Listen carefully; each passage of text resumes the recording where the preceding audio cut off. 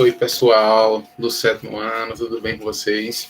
Nós vamos continuar mais uma aula, tá bom? Vamos falar agora sobre os indígenas do Brasil. Nós havíamos falado na última aula sobre os incas, os astecas e os maias, foi? Fizemos exercício em sala de aula, então nós iremos continuar o assunto, ok? A partir da página 110. Que fala sobre os indígenas do Brasil.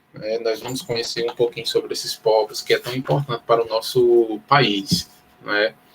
E quando a gente pensa sobre os indígenas, nós sempre lembramos da questão do Cristóvão Colombo. Né?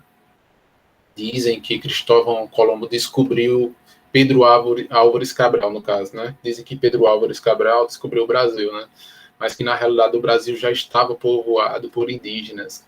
Então, o Brasil não foi descoberto por Pedro Álvares. Né? Ele apenas, quando chegou aqui, se deu logo de cara com os índios. E isso foi uma coisa que foi um choque, né? Porque ele não achava que encontraria pessoas, mas que descobriria novos mundos. Mas o Brasil nunca foi descoberto. Na verdade, sempre existiu esses povos aqui na nossa América, mas que era desconhecido da outra parte do mundo, tá bom? Então, na página 110, vamos lá, página 110, que fala assim, os indígenas do Brasil. Os indígenas que viviam onde hoje é o Brasil não formavam um grupo homogêneo, certo? Quando a gente fala num grupo homogêneo, é um grupo único, um grupo que é um só nome. Por exemplo, grupo dos Ururubás, tá bom? Que é um grupo indígena. O Brasil não é somente formado por o grupo Ururubás, mas tem vários indígenas no Brasil, ou seja, vários tipos de grupos, como a gente vai ver mais à frente, que o Brasil é formado por vários índios, que tem comunidades em todos os lugares do Brasil. O Brasil, hoje em dia, tem mais de 210 milhões de habitantes. Então, imagine, em todo lugar, praticamente, do Brasil, existem índios, certo? Mas a grande maioria ainda se encontra para o lado norte e centro-oeste do Brasil, né? Ali, questão da floresta amazônica, ainda tem muitos grupos. Então, quando a gente pensa nos indígenas, a gente tem que entender que naquele tempo já havia vários grupos, né? Diz assim, ó, em 1500 estima-se que havia quase 1000 línguas faladas entre os nativos. Então, em 1500 anos atrás, ou seja, há 500 anos atrás, que foi no ano de 1500, já existia o quê?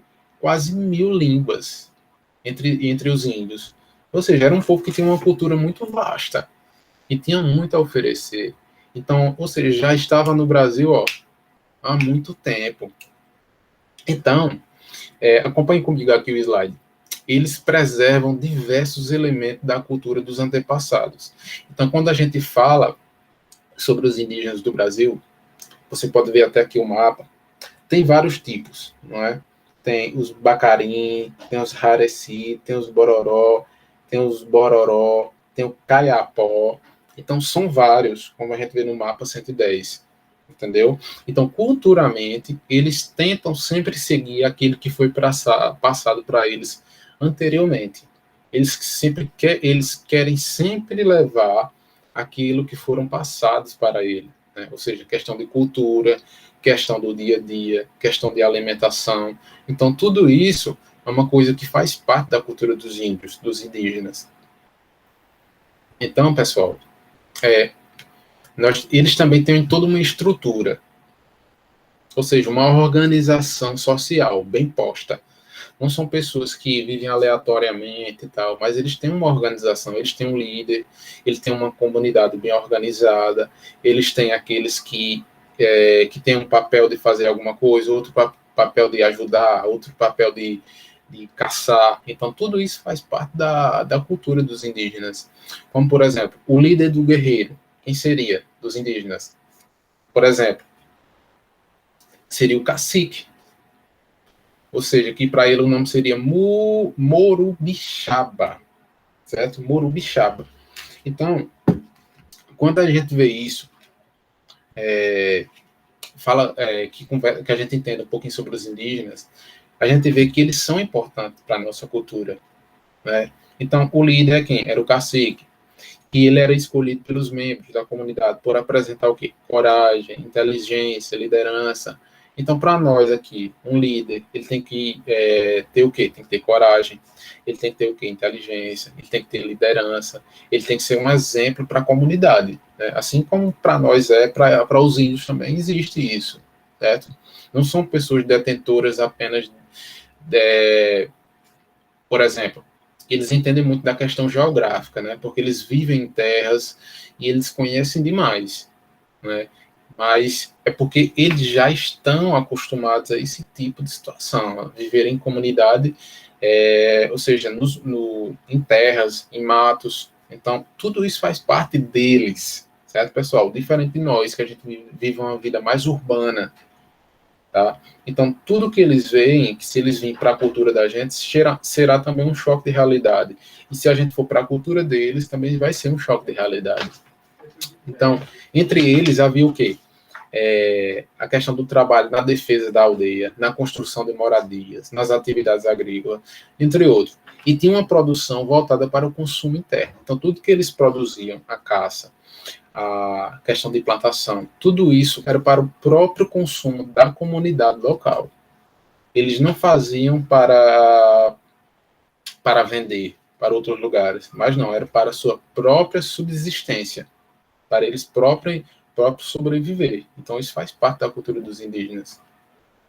Outro ponto é os indígenas e a divisão do trabalho. O que seria o trabalho para os indígenas, não é? Quando a gente vê aqui na página 114, nós vamos ver uma ilustração de como seria o trabalho para os indígenas, né? E eles distribuíam tarefas cotidianas entre os integrantes, ou seja, cada um sabia o que tinha que fazer no dia, certo? Por exemplo, um fazia o café da manhã, aí tinha que caçar, outro teria que ficar para cuidar da aldeia, outro teria que sair para ir atrás de alimento. Então, tudo isso faz parte da divisão do trabalho, né? Um planta, outro colhe, outro faz casas, outro vai atrás de água. Então, são povos que têm toda uma estrutura organizada, certo? Então, pessoal, tudo isso faz parte dos indígenas. E também, quando a gente fala dos indígenas, nós devemos entender que eles são importantes para a nossa cultura. E nós vivemos a todo momento. Por exemplo, nós temos, por exemplo, na cidade de Sumé. Sumé é um nome indígena. Vocês sabiam disso? A cidade de Sumé é derivada de um nome indígena. Sumé, São Tomé. Certo? Então, nós vivemos num país que tem toda uma cultura que faz parte dos indígenas, tem uma cultura também africana, tem uma cultura também europeia. Nós somos um país que se chama mestiço, ou seja, uma mistura de povos, de línguas. Então, tudo isso faz com que o Brasil englobe muitas outras áreas, muitos outros mundos, tá certo, pessoal? Então, olhem bem essas páginas que falam sobre os indígenas, mas logo mais à frente nós vamos falar sobre as festas, como é a questão das religiosidades para eles, tá bom? Então, qualquer dúvida que vocês tiverem, me mandem, qualquer dúvida que tiverem, falem no e-mail, falem no WhatsApp, que a gente, na medida do possível, nós resolveremos, tá bom? Então, a gente se encontra na próxima, tá, pessoal? Tchau, tchau.